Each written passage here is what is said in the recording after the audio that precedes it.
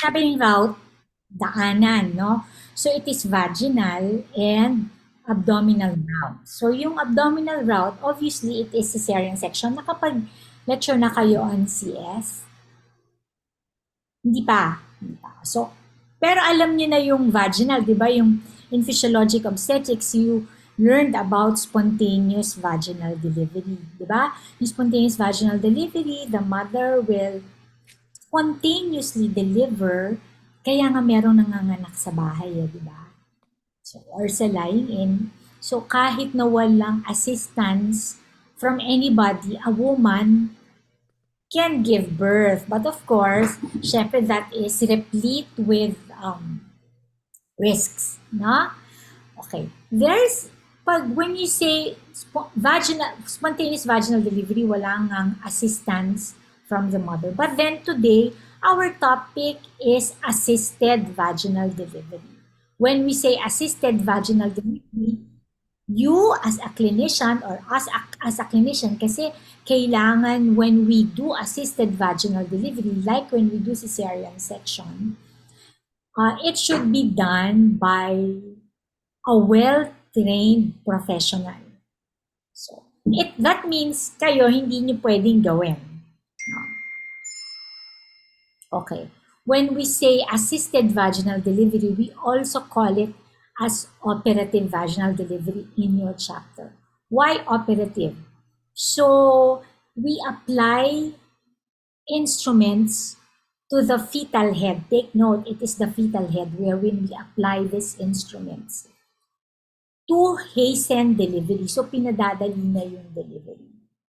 But of course, it is with risks, no? That is why there should always be a reason why we want to hasten the delivery. And since there are risks and there should be reasons, there should be prerequisites. So dapat may prerequisites before we apply, so indication and then prerequisites before we apply these instruments. So from your reading, so I would want to assume that you read, no? There are two instruments that we use. These are the forceps. These are ang forceps parating bakal. They are metal instruments that we apply on the fetal head. No? And also the vacuum. So the vacuum is a silicone or plastic cup that is also applied on the fetal head. Okay, so let me share my screen. Wait lang ah.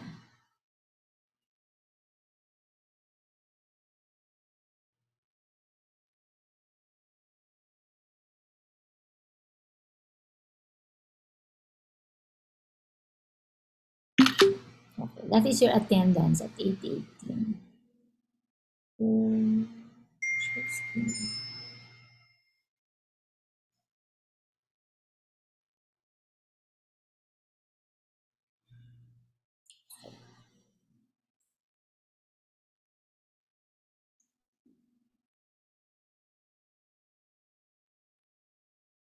Nakikita niyo mga anak yung screen ko.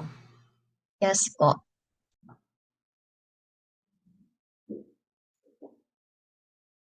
Okay, so can somebody read?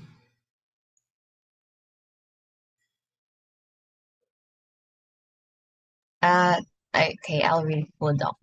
Thank you. 39 years old, gravida 3, parent to 2002, PU 39 weeks, was admitted in labor. She is a known hypertensive since 37 years old and diagnosed with gestational diabetes. On admission, her BP is 150/90. Her abdominal exam, funding height of 32 centimeters, estimated fetal weight of 2,800 to 3,000 grams. Fetal heart tones is 140s. Lower LLQ. Left lower quadrant. Bo- Left lower quadrant. left lower quadrant.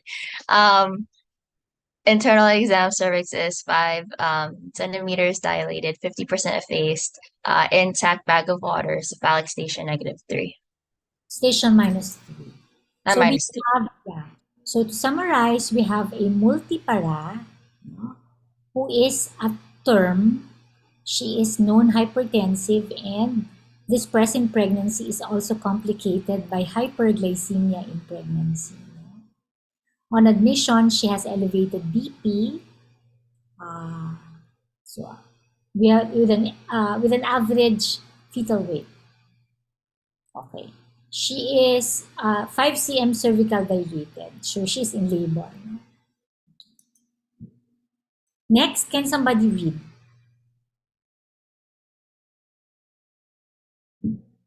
Ayaw niyo na magbasa.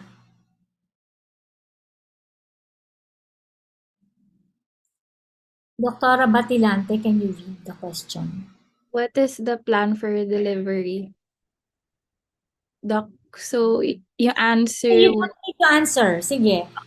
Basahin mo lang. what is the plan for, so, Sandali. Nakikita nyo yata yung ano ko eh. Nakikita nyo yung ano, no?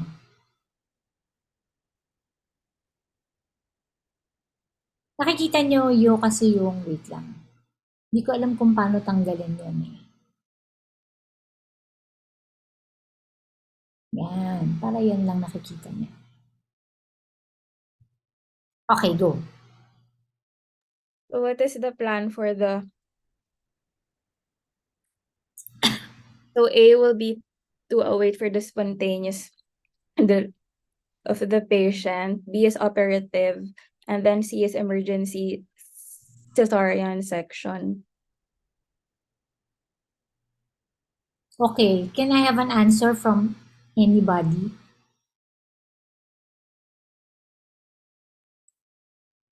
Tatawag tayo. Sige na po. Dr. Acosta. Doc, letter B po, operative vaginal delivery. Okay, so correct. Dr. Batalier, can you read the question? What is the indication for operative vaginal delivery? Would you want to answer?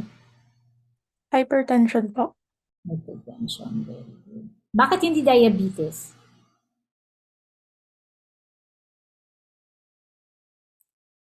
Okay.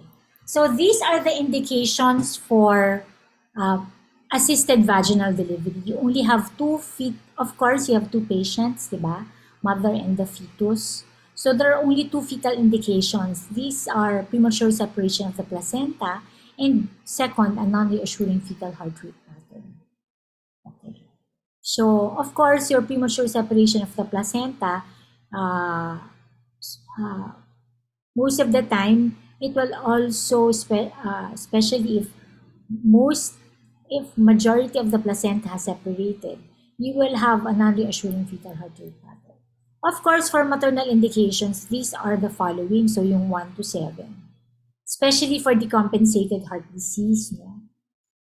But the most common indication is maternal exhaustion because of a prolonged labor or kahit hindi prolonged labor and a prolonged second stage of labor.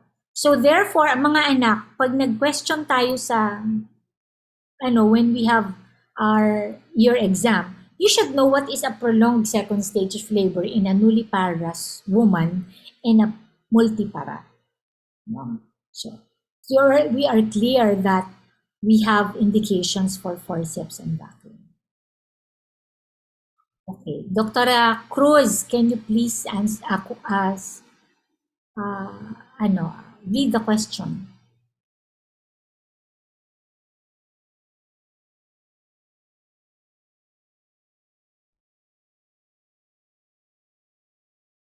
Okay. Dr. Grupo, can you care to give an intelligent guess? O sana hindi guess, sana answer. If operative, kasi we have an indication, di ba? If operative vaginal delivery will be done. What should be the classification? The outlet po. Outlet. Okay. So, tama, outlet. So, these are the classifications of operative vaginal delivery. Okay. We have to remember that the most important determinant of risk, so when we weigh the risk, we should look first at the fetal head station and degree of rotation. By the way, di ba sabi natin there are two instruments that we use. So the primary reason why we do assisted or why we apply these instruments is to pull or traction, di ba? So, hinihila natin yung baby palabas. Kasi para palabilisin natin na manganak na siya. Delivery now, hindi labor, no? And the forceps, but only the forceps, has a second use. It is to rotate the fetal head. So, for example, what is the most favorable fetal head position for vaginal delivery? Mga anak. Vertex po. Vertex, which is, anong position yun?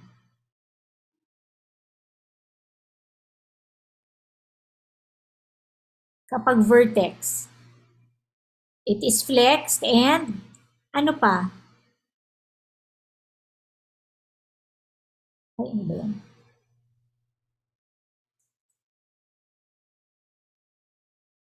Kyle, what do you think?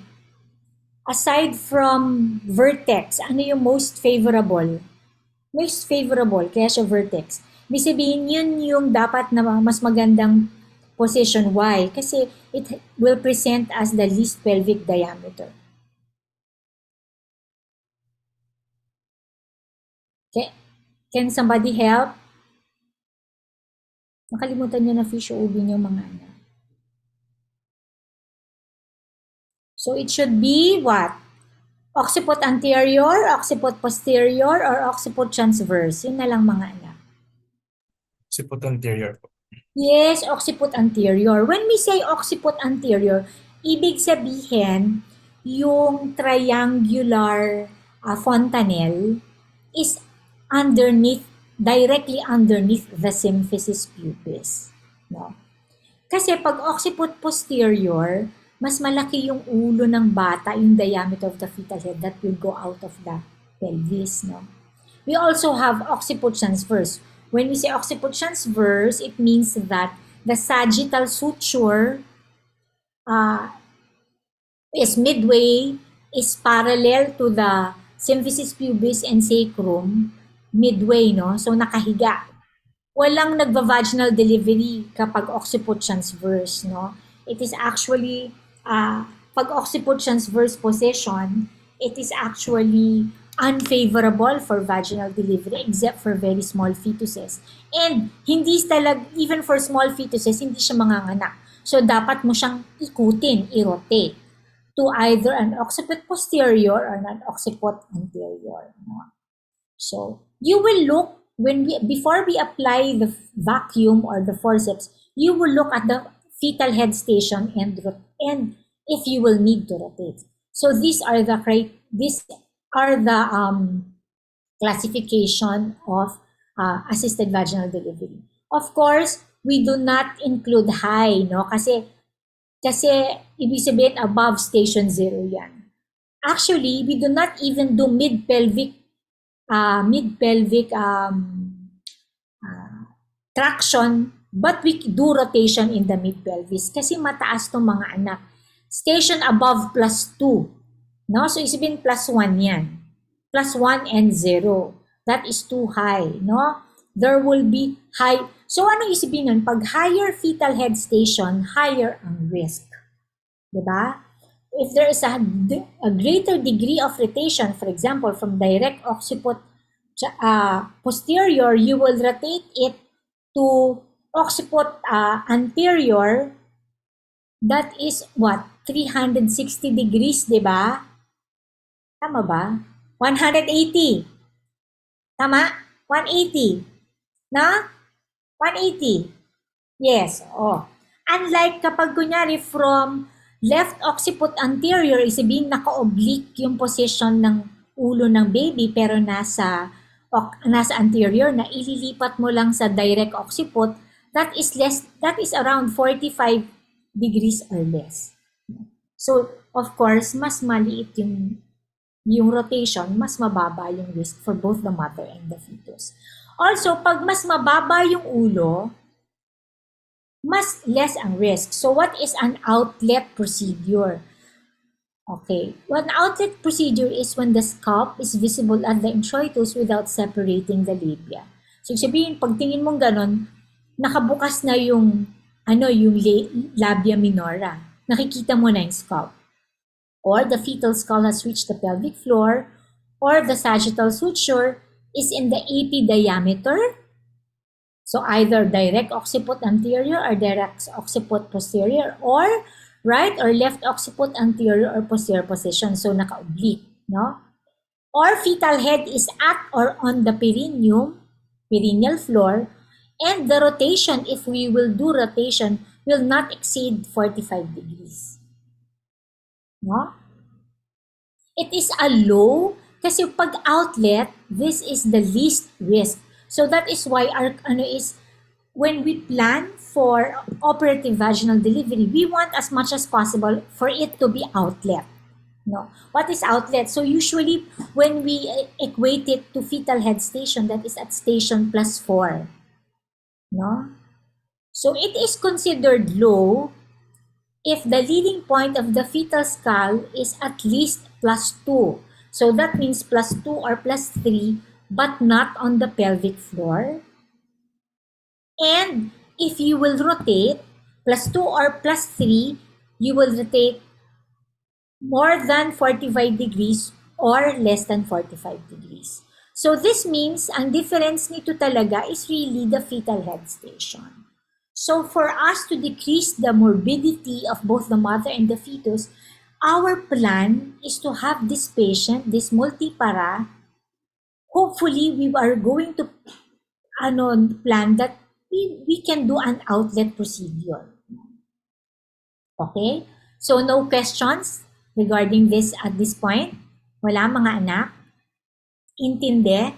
So we do not do mid-pelvic traction and high. But we can do rotation in the mid-pelvis. Okay? Okay. So, can somebody read? Dr. Benedict Anagbogu. After 4 hours, internal exam, cervix is fully dilated, fully effaced. Ruptured bag of water, station +3.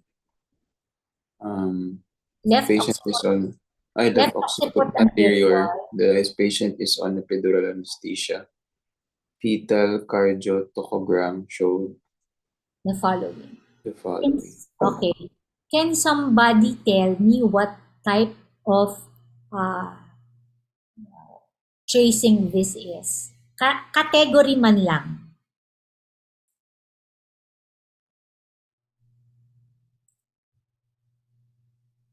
Dr. Lim, Gwyneth. Category 1, 2, 3, di ba? Anong category to?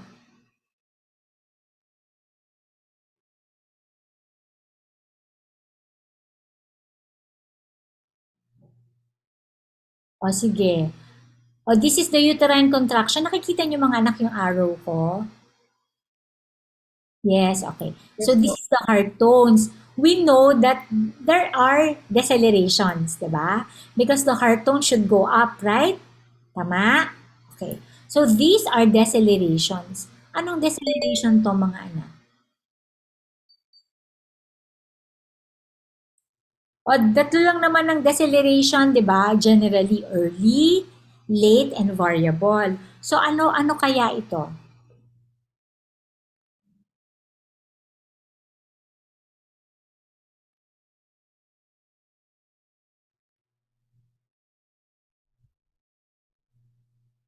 Variable.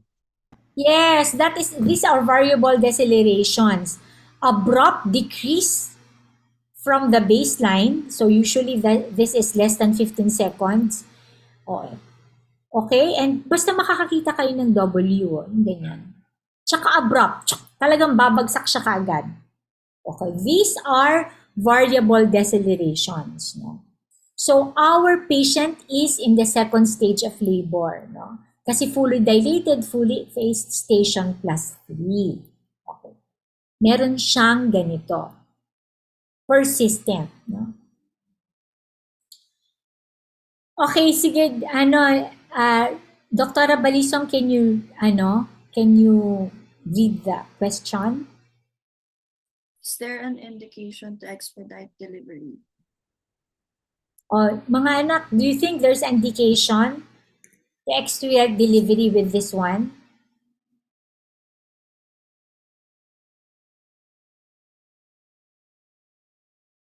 Yes po. Yes. Kasi di ba pinakita natin kanina yung Kasi category, ano yung category natin? Category 2 to eh.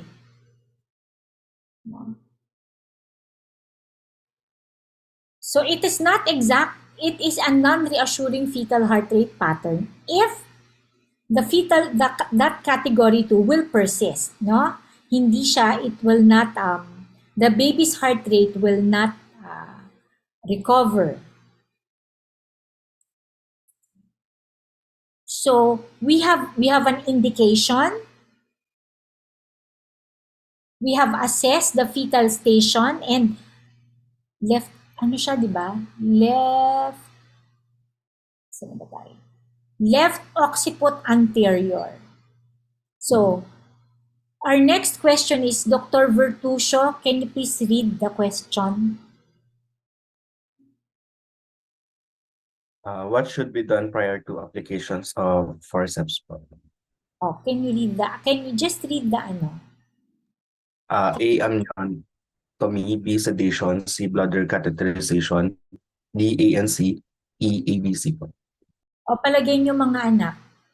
Kasi dapat we assess the force, the station rotation, indication, and then we go to the prerequisites. What should be checked prior? Kasi we know that, kailangan po itong pabilisin. So pag pabibilisin ninyo, ang pagpipilian nyo lang is 1. Mas mabilis ba siyang mag-normal spontaneous vaginal delivery? 2. Isi-CS mo ba to? 3. Mag-a-apply ka ba ng forceps or ng vacuum? No? So, you have to decide, can I apply the forceps or the vacuum safely? So you need to assess, no? Anong sagot natin mga anak? What do you think?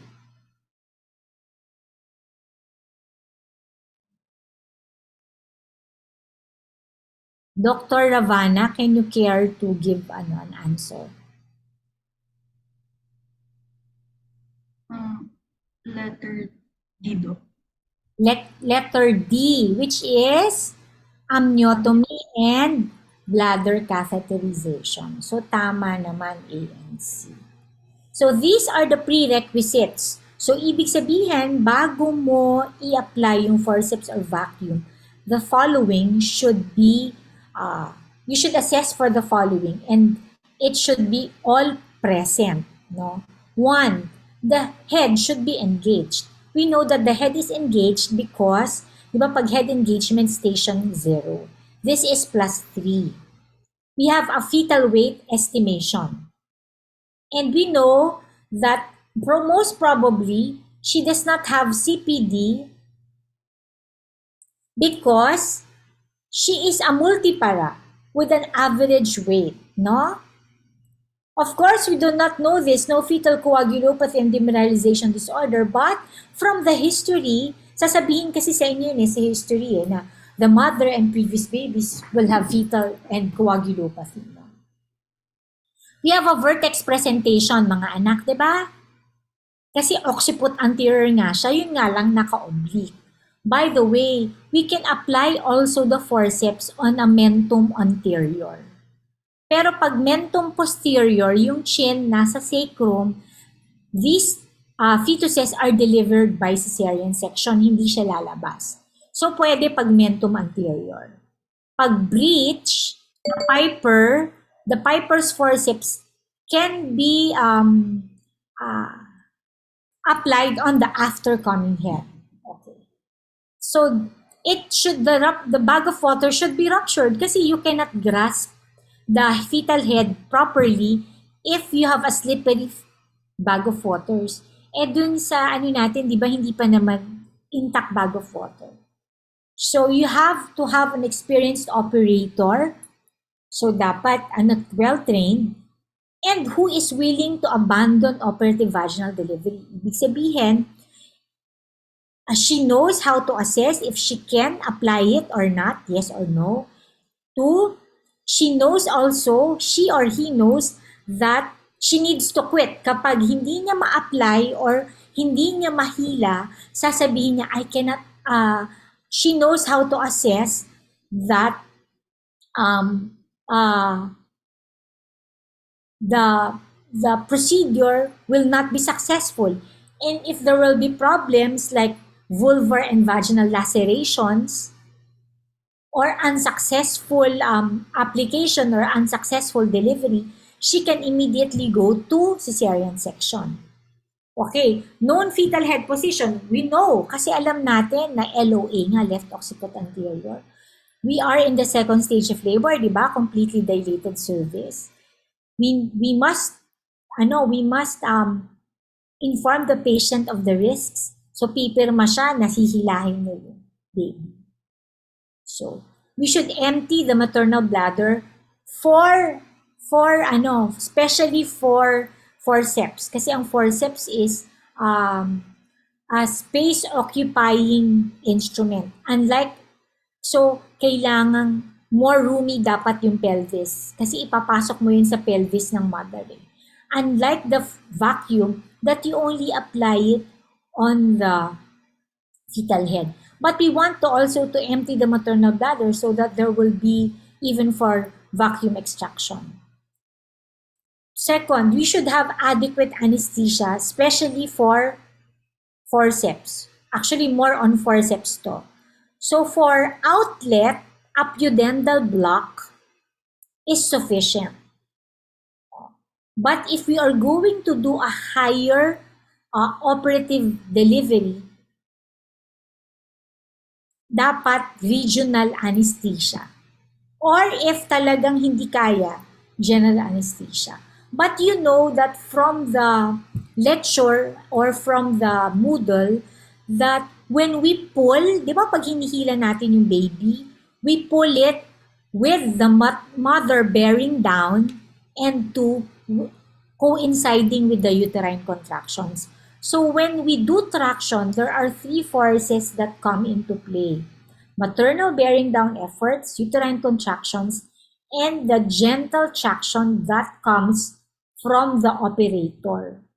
So gusto natin to decrease the risk, iire ang mother. Kung na-sedated siya, pag pinatulog mo na, hindi na iiri yun. Okay?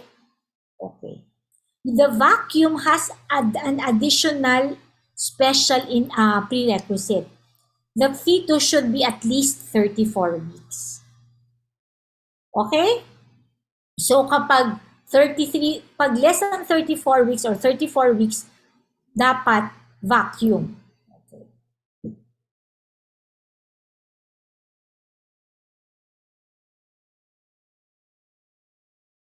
So that is why the answer there is we need to do amniotomy and bladder catheterization if we apply the forceps.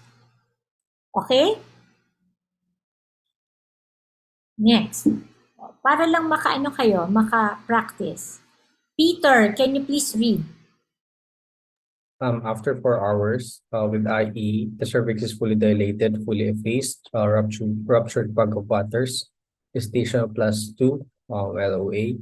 Fetal CTG showed persistent variable decelerations. What is the classification of OVD? O mga anak, what is the classification of operative vaginal delivery? Low po. Low, yes. It is low kasi +2. But if you when we apply it, usually we want it to be direct occiput anterior. So if you're going to rotate it, we can rotate it manually. So nasa book din ninyo yun. How do you rotate an OP? How will you deliver an occiput posterior or oblique position? You can either rotate it manually and then apply the instruments, or you can rotate it. You can apply the instrument using the Kielland's forceps to rotate it to an occiput anterior. Pwede yun. Pag occiput siya, or 3 for occiput posterior, so either manual rotation, and then allow to spontaneously deliver, or rotate with forceps and deliver with forceps. 3, you can deliver directly by occiput posterior. I-apply nyo sa, i-apply nyo yung forceps or yung vacuum mismo dun sa forceps. Diba? Pero, kapag occiput transverse, you cannot deliver that spontaneously. You need to rotate it. So, dapat mas mataas ang fetal head station. You cannot rotate occiput transverse kapag station +3 na. Kasi mababa na yan mga anak eh. No? Tama, low. Okay. So, yan yun, no? Plus or minus +2.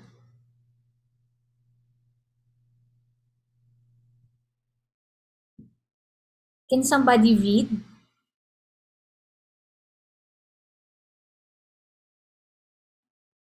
Erica. At this stage of labor, what type of analgesia is most appropriate with this patient if she is not on continuous lumbar epidural anesthesia? A, sige, good thing you to read na. A, spinal analgesia. B, epidural anesthesia. C, sedation. D, pudendal block. Ano natin mga anak? Do you want me to flash it again? Yan.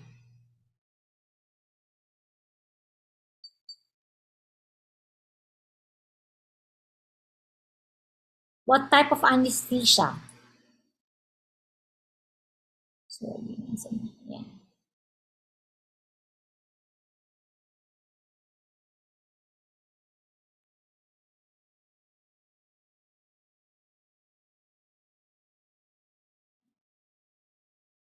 Can anybody care to answer?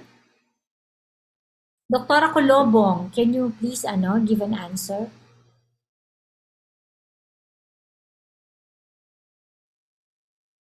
Pudendal block. Pudendal block. Do all of you agree with pudendal block?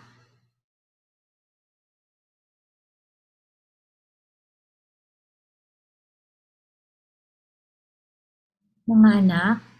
Doc, spinal analgesia. Spinal analgesia. So, correct. Kasi, di ba, pag pudendal block, dapat outlet. So, ano ba yung outlet? Di ba ang sabi natin, station +3 or +2 to? So, this is a low, di ba? Kasi, we have a reason to expedite delivery kahit na low siya.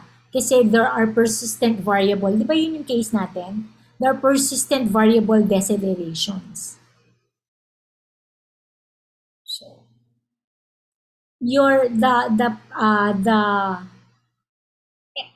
pudendal block is only sufficient for an outlet. So, dapat ang fetal head station nun +4 na. Nakuha niyo mga anak?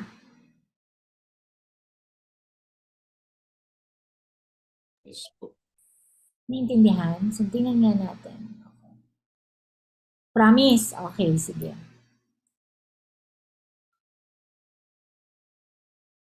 Okay. So, our second case. Can somebody read?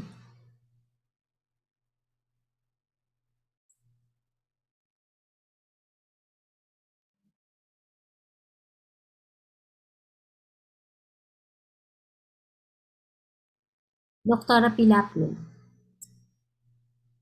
Can I see?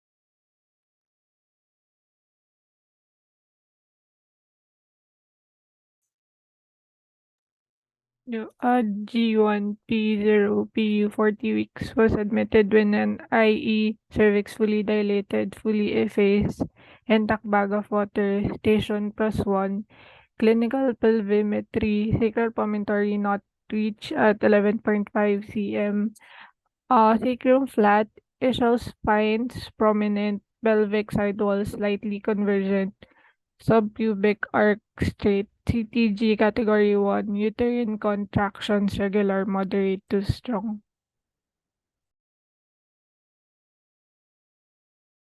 So this patient is in the second stage of labor, no? With, what the next?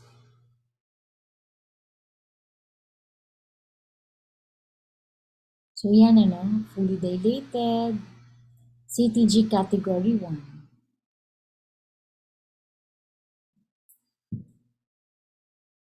Can somebody read?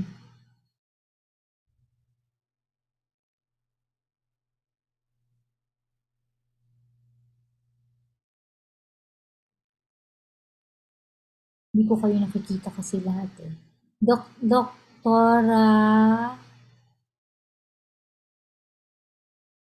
Batalyev. What is the plan of management? Can you finish reading, anak? A, trial of vaginal delivery. B, deliver by vacuum extraction. C, cesarean section. So what is our answer? This is our case. So pag nakakita kayo ng ganyan, do I have an indication now? Kasi yun ang tinatanong niya. This is the case. May indication ba tayo to do cesarean section? Or to apply the vacuum or the forceps? So ano, Dr. Tan, Joshua, can you please care to answer? Give the answer. Guess lang, Doc. C. C. Okay. Sige, bakit? Hindi, gusto ko malaman, bakit C? So, isi-CS mo na siya ngayon. Why C? Sino pang merong sagot na C? Para at least, kasi para we know how to, mahihimay natin yung case. So, sabi natin indication for, dapat may indication tayo to do, ang C is cesarean section, di ba? So, what is the indication to do cesarean section? So, bakit tayo magsi-CS? Kasi kailangan natin ilabas na, di ba? Tama? Mga anak? So, with this, do we have an indication? Prime, 40 weeks. No. Yeah. For me, I think it's the just the pelvic. Yan actually yung sagot. Try A. Yes, A. Tama. Sino yun? Who's that? Sorry, hindi ko nakita. Okay. Mga anak, C. Look at it. Cervix fully dilated, fully effaced. Station +1. Is the... So, hindi natin sinabi na prolonged second stage. Hindi siya... Ilang hours bang prolonged second stage? Pag regular uterine contractions.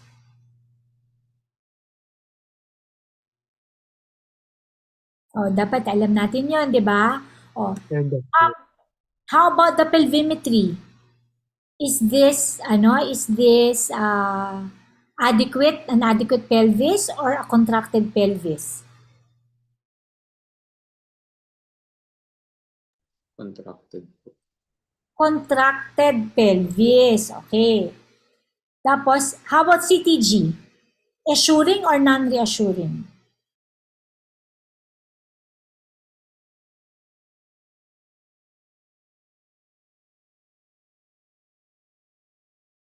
Assuring po. Assuring, kasi category 1 eh. Kaya lang, Doc, nga di ba contracted pelvis, ba't hindi tayo magsi-cesarean section? Kasi, 8:55 na, I'll stop sharing. Why are we not going to do cesarean section outright? Kasi wala ka pang indication eh. Di ba kahit na contracted pelvis siya, hindi ka prolonged second stage of labor. Di ba dapat mag-aantay kayo? Ngayon pag sinabi niya, patient is on the second stage of labor, is fully dilated, fully effaced for 3 hours already. Yan. Pwede na kayong mag-CS. Dapat may indication. Okay. I think medyo nakuha natin lahat. Like, sabi ko yung occiput transverse, yung occiput posterior, how to deliver that. Ang hindi lang na it's 8:56 kasi we started late. We started almost 8:15 waiting for you. So, ang hindi natin nakuha dun sa last slides ko is the anong tawag dito?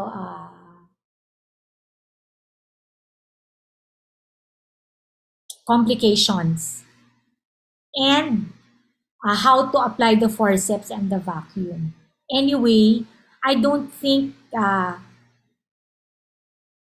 akin kasi you don't need to know the technique.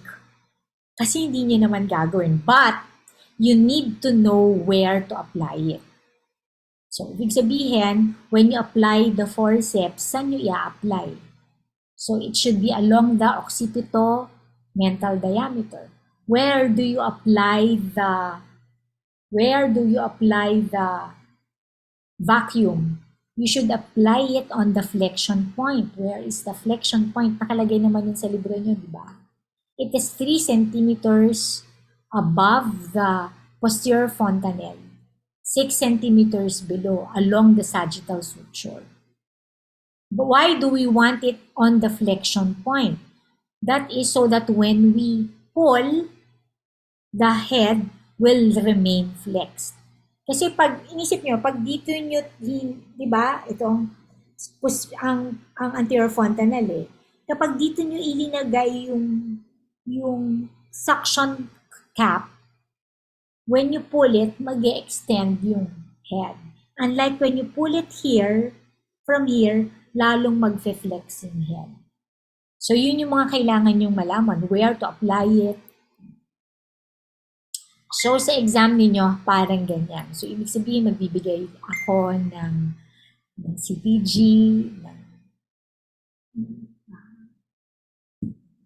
kasi alam ko, kaya niyong basahin tsaka intindihin. Kasi I have explained to you the reasons why. Diba? So, dapat, actually in the Moodle, there is a summary eh. Diba? But which we have already discussed. So, is there, dapat merong indication muna. If no indication, do not apply. Or if there is an indication, non-reassuring fetal heart rate pattern, you next look at the station and degree of rotation.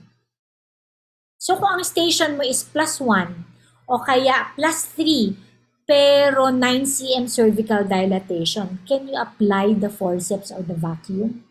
Hindi, di ba? Kasi hindi nyo mafulfill yung prerequisites. Di ba dapat completely dilated?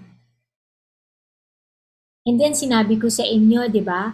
We do not do mid-pelvis traction. We only do outlet and low. But we can rotate in the mid-pelvis. So, kunyari naka-occiput transverse, i-rotate natin sa occiput anterior na +1, pwede yon. Fully dilated, yon, pwede yon. Pero to pull it, no.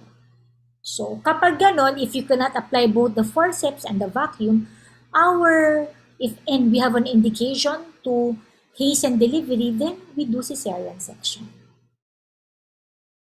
Okay? So, we also do not do sequential. Ibig sabihin, nag-forceps ka, failed forceps, iva-vacuum mo, hindi. No. So, failed forceps, you go to cesarean section. Okay?